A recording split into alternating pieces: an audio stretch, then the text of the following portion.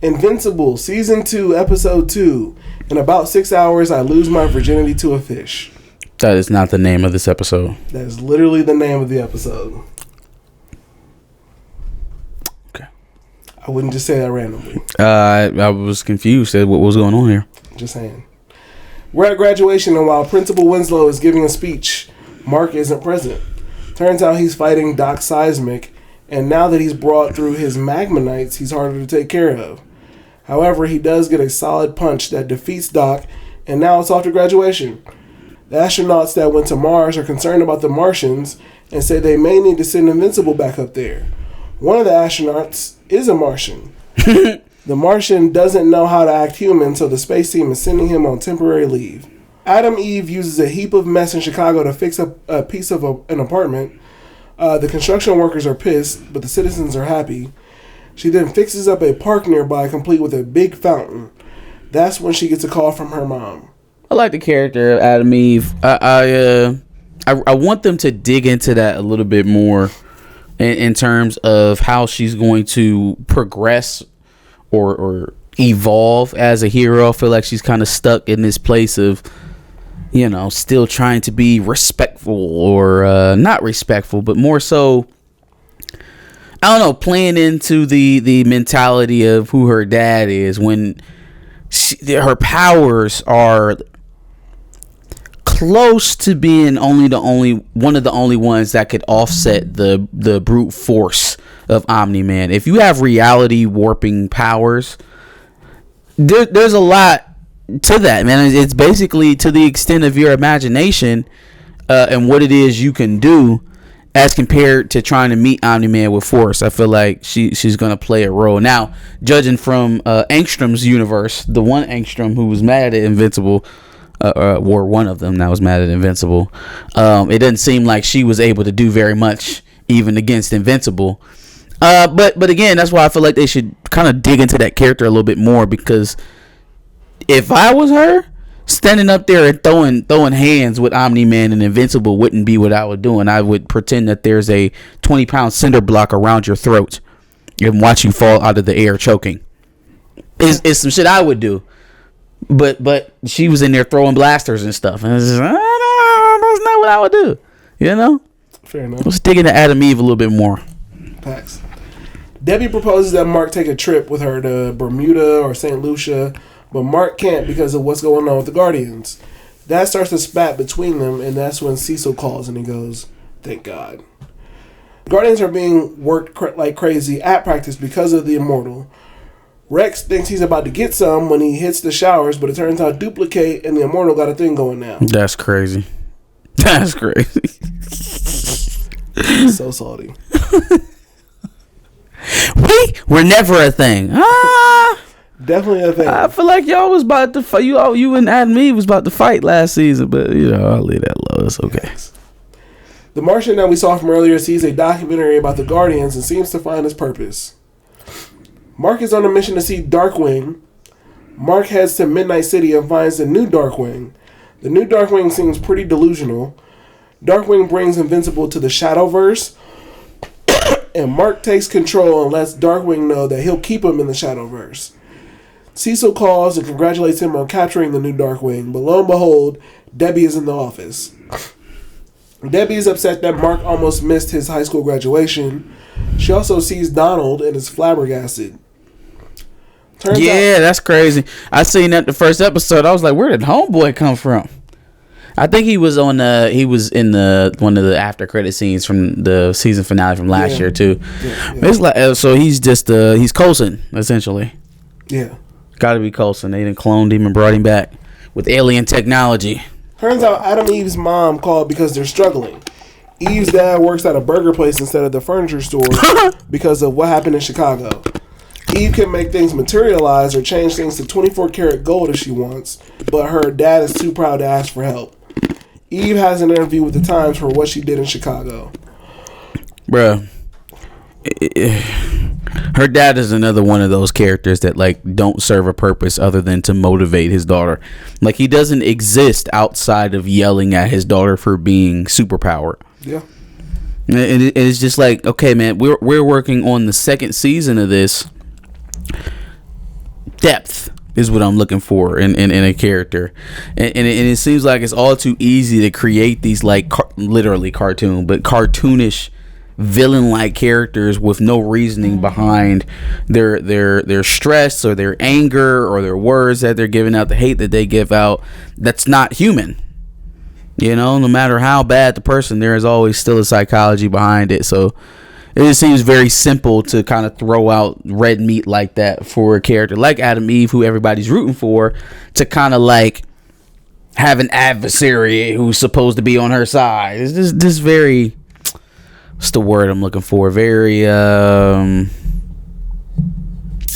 cliche. Yeah. Very cliche. Cecil calls, and turns out that for all of the wrong that Omni-Man did, Mark has to marry an Atlantean to keep peace. Obviously, he doesn't want to, but the Atlanteans pull up to pick him up. Cecil goes back down to Earth for the Lizard League. They send the Guardians, but the Guardians run into the Shapesmith. Mark gets told that the whole marrying thing was BS, but he has to fight the Death Dweller. Debbie's trying to sell a home, but gets upset at a couple where the husband was a little too aggressive, so her partner sent her home for the day. Mark fights the Death Dweller, only to be foiled when the Dweller makes a noise seemingly loud enough in a certain tone. Mark requests the backup that eventually frees the Dweller to kill the Atlanteans. Mark comes back and saves them, including the Queen, which causes them to be even if Cecil's not okay with it. Cecil wants that sound. He want to know what the fuck that sound was. Yep, so he can control Mark. Nah, not Mark. Omni-Man. So? And maybe eventually Mark if he turns, but more so Omni-Man. They seen what happened the last time they tried to stop him, and it wasn't very fruitful, to say the least. So, yeah. Makes sense. Yeah. Eve's parents threw everything that she made away. Turns out what Eve fixed in Chicago was unstable. So luckily, you threw away a 24 karat gold apple away? Because it's fake. Again, dumb. This shit is so fucking stupid. He's dumb as a character. The man that you were talking about when Debbie was trying to sell the house. Just dumb. When you made, I thought he was gonna smack her in the face right there in front of him. Yeah. We're back to my bitch. You're getting outside where we live, okay? Yeah, it was nice. Jesus, sorry for this insolent woman. She knows not to speak in public. Yikes! And then Debbie disagreeingly whispers, "She's not your pet." Debbie can't get her cabinet to close, and so she starts to slam it and breaks the door right off the hinge. And so she starts crying. Mark walks in and she continues crying, so he comes over to console her.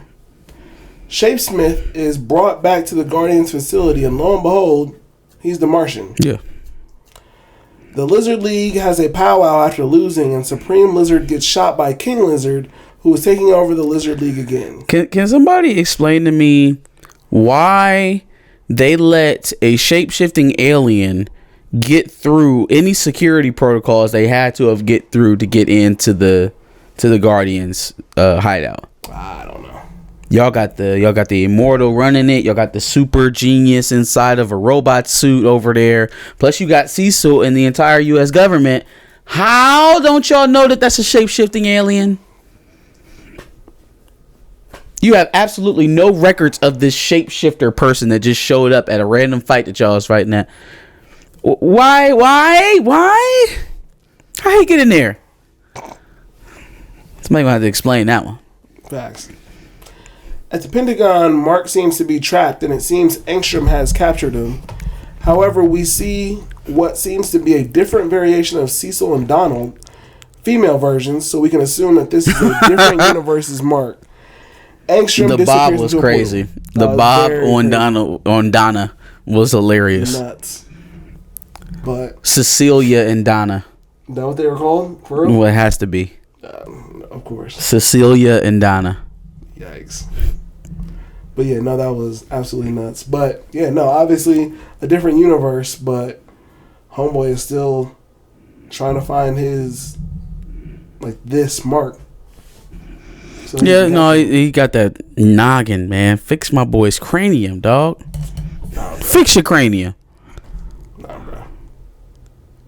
What did he say happened to him in his universe? How he got caught? Oh, they caught him while he was sleeping. They hit his dad with some sort of experimental plasma something, and then they wore him out. He didn't have the endurance to keep up like his dad.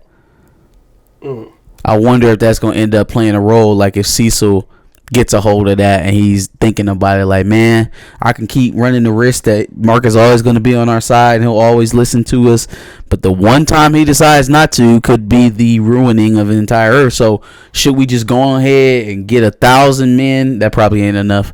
Get 100,000 men together, get a fucking battalion together, and just try to overwhelm him now and get him out the way. Yeah.